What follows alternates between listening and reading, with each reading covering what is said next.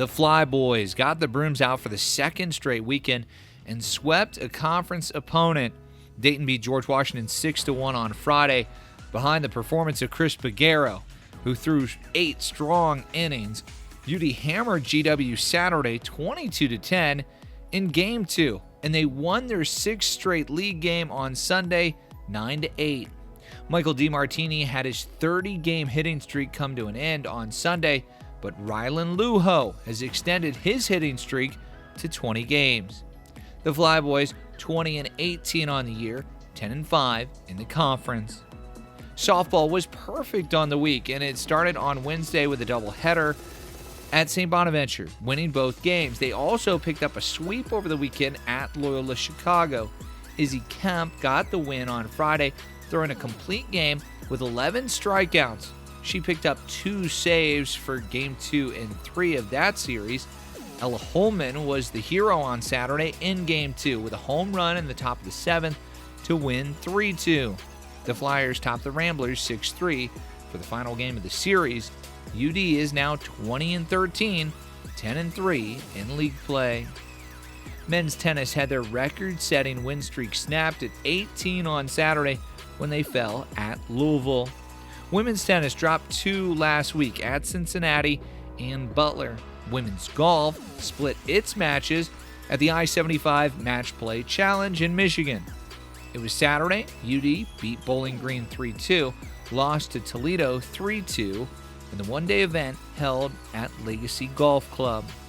And men's golf finished 7th over the weekend at the Ohio State Buckeye Classic in Columbus. Ben Core led the Flyers, shooting 1 over for 3 rounds. Track and field was in Tennessee over the weekend at the Fast Break Athletics Invitational. Marissa Pritchard won the 10K, setting a personal best at 35:38:26. Bryn Hodum also ran a PR in the 5K and recorded the fastest time in the event for any Flyer this season. Casey Bogues is one of the most decorated track and field athletes in the program's history.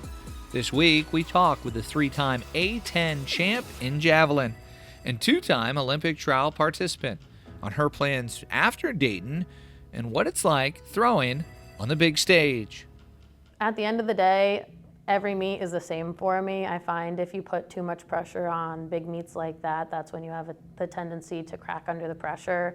So my mindset's always going in is that it's just another day of throwing jab. Focus on the technical cues that you have, and everything's going to end up lining up the way it needs to when it needs to. Well, you have delivered so many big throws in your career, and you've been able to accomplish so much here at UD. Was there one thing in particular that you take the most pride out of, or maybe your favorite moment as a thrower? I know, the expected answer obviously is going to trials and competing there and competing at nationals, but genuinely, the moment I take the most pride in would be, was it 2 years ago at the A10 championship when we were competing, and there were 3 of us competing in jab. It was the first time I had so many people competing with me, competing at the championship, and then my teammates and I being able to go 1, 2, and 3 on the podium. It was the best moment of my college career competing. It meant so much to me having my teammates doing well with me, not just me going and competing well. Well, and that's something that you've told me in the past is, javelin, here you are in sort of this individual role, but there's a huge team component to it.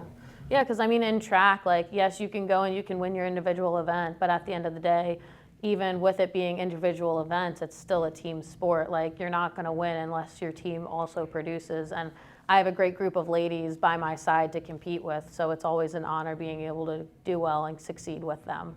So there's the student-athlete component too, and I know last year we were able to check in with you at your school spot, your other school, over at Mad River. You're doing your student teaching, and you're still after it, right? When it comes to education? Yeah, I'm a part-time special ed teacher currently at that school that we checked in at.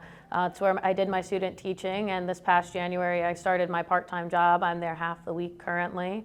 I fit that in as my other job is being a grad assistant here on campus. So that other half of the week, I'm over on UD's campus helping the teacher ed field office. And then the rest of the time, I fill it with track.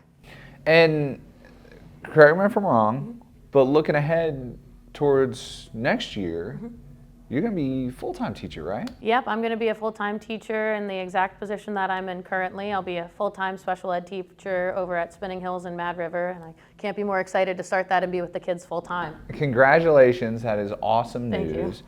But you're not going to stop when it comes to throwing, right? Nope, I'm definitely going to try to keep throwing next year and see how much better I can get after college and after being a student athlete.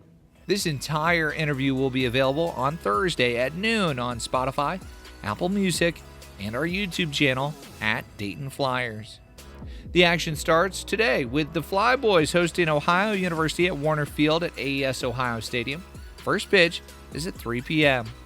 Dayton softball will try to make it 6 in a row when it comes to the win column as they welcome in the 22nd ranked Ohio State Buckeyes on Wednesday at 4 o'clock. The Flyers stay at home this weekend against Fordham with the first pitch at 4 on Friday, doubleheader Saturday with the first game at 11 a.m. The Fly Boys hit the road this weekend looking for their third straight sweep in the conference when they play at Rhode Island Friday, Saturday, and Sunday.